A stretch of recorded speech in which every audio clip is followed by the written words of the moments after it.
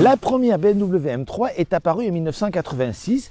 Elle s'est déclinée en berline et en 3 portes ou coupé, mais jusqu'alors, il n'existait pas de BMW M3 Touring, à savoir le break. C'est désormais chose révolue, puisque le constructeur munichois nous présente une grande première M3 Touring. Et aujourd'hui, pour l'occasion, nous l'avons confronté à l'une des références des breaks sportifs. Il s'agit de l'Audi RS4, bien sûr, avec mon copain Soleil, sur le circuit des Écuyers. Alors Soel, on est tous les deux des papas, un break, c'est le rêve. Hein. Mais oui. Et ça s'annonce passionnant comme duel.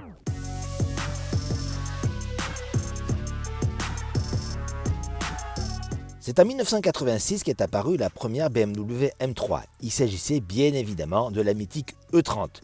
Les années ont passé et cette dernière n'a cessé d'évoluer. Ainsi, elle est devenue de plus en plus imposante et sa puissance n'a cessé de croître. Aujourd'hui, on est bien loin du 4 cylindres 2 litres 200 chevaux de la première génération puisque la dernière M3 est animée par un 6 cylindres en ligne biturbo fort de 510 chevaux.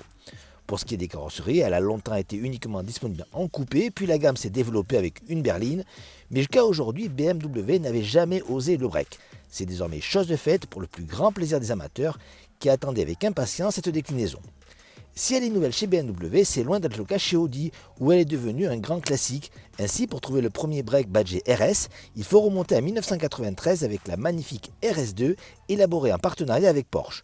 Depuis cette date, la marque Osanur a perpétué cette lignée de breaks sportifs avec les RS4 mais aussi RS6. C'est donc une confrontation unique que nous vous proposons aujourd'hui. Esthétiquement, nos deux breaks affichent des styles bien différents mais très loin d'être discrets dans les deux cas. La RS4 se remarque immédiatement par ses roues de 20 pouces à large calandre et bien évidemment ses ailes arrière protubérantes et ses deux grosses sorties d'échappement. Face à elle, la toute nouvelle M3 Touring ne fait pas dans la demi-mesure et semble même plus bestiale que sa rivale, avec son énorme calandre composé bien sûr des haricots, ses deux doubles sorties d'échappement, ses jantes avant et arrière de tailles différentes, 19 et 20 pouces, et surtout ses ailes arrière hypertrophiées. Ces différences se retrouvent également au niveau de la technique. La RS4 est bien évidemment une 4 roues motrices, c'est le cas également de la M3 Touring, mais la munichoise dispose de la possibilité de choisir par l'intermédiaire de l'écran si vous voulez rouler en 4 roues motrices sport, ou alors simplement en 100% propulsion. On va voir maintenant ce que pense de ces deux breaks Soleil sur le circuit des Écuyers.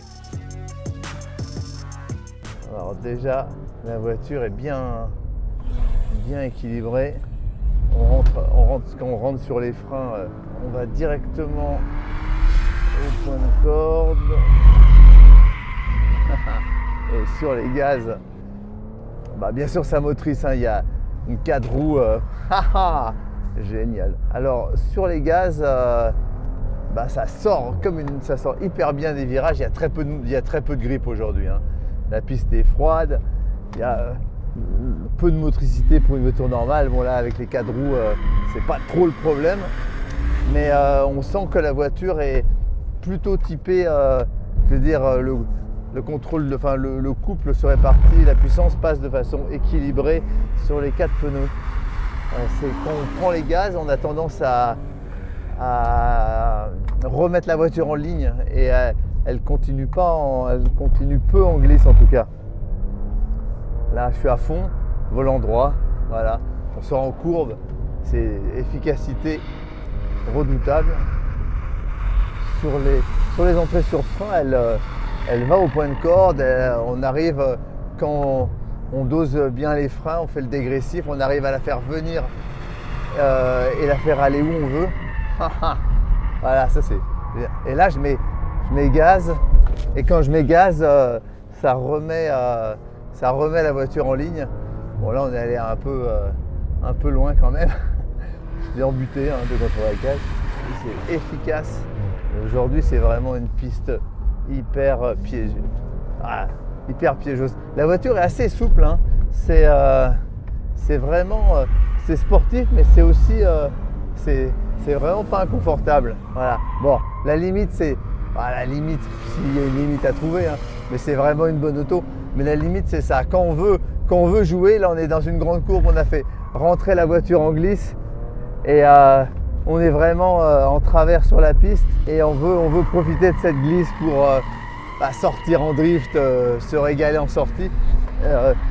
La façon dont les autobloquants sont réglés, ça remet la voiture en ligne. Donc pour le fun, on va dire, Cette fonction n'est pas disponible. Mais bon, c'est une super auto. C'est une super auto, c'est pas le fun absolu dans le sens où on va pas pouvoir sortir toute une courbe en glisse avec du patinage des 4 roues, même si la puissance le permettrait, parce que la façon dont les autobloquants sont réglés, ça remet la voiture en ligne. Il y a un peu plus de puissance qui passe devant. C'est plutôt plus safe à conduire qu'une voiture avec un poil plus, en tout cas plus facile à conduire, pas plus safe, mais plus facile à conduire qu'une voiture avec l'autobloquant réglé avec une petite prépondérance derrière. Le petit défaut, s'il y en a un à trouver, c'est que il peut avoir des petits coups de raquette parce que la voiture est un petit peu souple. Mais je veux dire, là on est sur un circuit et sur la route, ça va marcher. Les suspensions seront très bien réglées et ça va marcher très très bien. Le bruit est feutré dedans, on va vite. C'est assez sympa là on aimerait que l'arrière tourne et qu'on sorte volant droit, voire un poil contrebraqué, mais voilà, les angles de contrebraquage on les aura seulement sur les entrées et moins sur les sorties. Par contre c'est efficace, hein.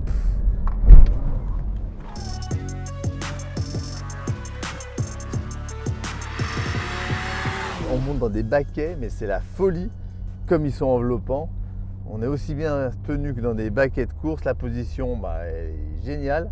Pédale parfait, c'est bien. Une pédale frein large, le pied gauche il est quasiment pas déporté sur la droite. On va pouvoir faire le pied gauche et profiter.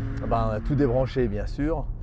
Et on part en mode 4 roues motrices sport. Il y a la possibilité aussi de mettre en 2 roues motrices sur celle-là. Bon, maintenant on va voir comment c'est foutu. Déjà un chouette bruit. Ça. Tout de suite. Alors, donc la piste est toujours mouillée. Oh oh oh. Wouh wouh wouh. Bon, tout de suite c'est génial, j'ai fait 2 virages et je suis heureux. Et c'est hyper bien équilibré. Là on est sur une 4 roues motrices, on va dire typée un poil propulsion, c'est-à-dire que sortie des virages, whop, ça avance, les 4 roues tractent, mais par contre la voiture n'arrête pas de tourner. Si vous l'avez rentrée en glisse, quand vous sortez, vous continuez avec le même angle de volant. Ça passe pas en sous-virage direct, quoi. Et surtout, c'est d'une précision c'est précis à doser, quoi. On n'est pas en train de faire des tours de. Et puis c'est fun. Wouh. Oh là là là, ça c'est une pompe à feu de fou, quoi. Et ça avance, c'est incroyable parce que là vraiment les conditions sont vraiment pas terribles. Oh là là. Je suis une courbe en 4. Les conditions sont vraiment pas géniales parce que c'est mouillé et avec quelques parties sèches. Quand j'ai dit le poids, et franchement on ressent pas le poids là. On fait tout en glisse et ça. Et grâce au 4 roues, ça sort à une vitesse pas possible. Bon alors, c'est vraiment une voiture pour les pères de famille déraisonnables parce que on va vraiment où on a envie. Et pour ça, on peut dire qu'on est père de famille en sécurité et on se déplace de façon rapide, précise et fun.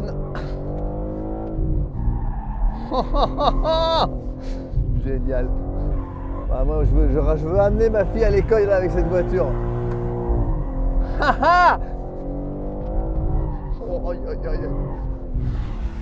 Je pense à ma fille qui est un peu longue à la préparation le matin.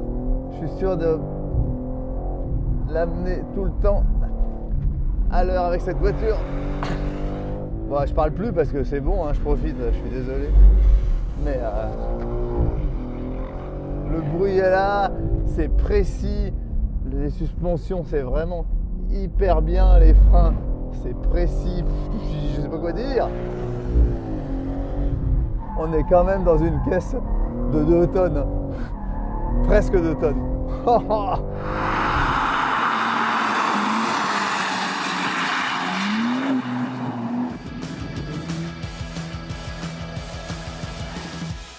Alors, coup d'essai, coup de maître pour BMW avec cette M3 Touring, parce que je crois que tu es tombé carrément amoureux. Oui. Alors certains vont dire, ah, les BM, c'est toujours les BM, mais j'y peux rien. Vraiment, la voiture pour moi est parfaite. Hein. Je voudrais cette voiture pour promener ma famille tous les jours. Même si peut-être, alors, on est bien d'accord qu'on note le comportement de la voiture, la sportivité. Elle est plus ferme, mais elle est équilibrée parfaitement. Le moteur est incroyable. Enfin, je veux dire, quand on est au volant, tout est parfait. On a même la possibilité de passer 2 roues, 4 roues sport et 4 roues plus tranquilles avec une réparte un peu plus typée traction. Mais je vous assure que dans tous les modes, on retrouve exactement ce à quoi on s'attend. Ça veut dire que quand on veut faire du drift, c'est pas difficile, hein. On met en 2 roues et là, on n'est jamais avec le volant droit. Quand on met les 4 roues sport, le mode sport, on est avec une voiture hyper bien équilibrée, on rentre sur les freins, la voiture vient un peu et quand on reprend les gaz, elle est plus typée propulsion que traction. On ressort en légère dérive avec un plaisir inouï et à une vitesse inouïe. Et quand on met en 4 roues, on va dire classique, là, dès qu'on reprend les gaz et qu'on est sur du patinage des 4 roues, on ressort plutôt avec une voiture qui se remet droit naturellement. C'est très facile à faire et ça marche très très bien. Ça veut dire quoi? Que l'RS4 elle va bien? La RS4 est déjà plus confortable. On est assis dans des sièges normaux. Là, on a des baquets extraordinaires. Les suspensions sont moins fermes.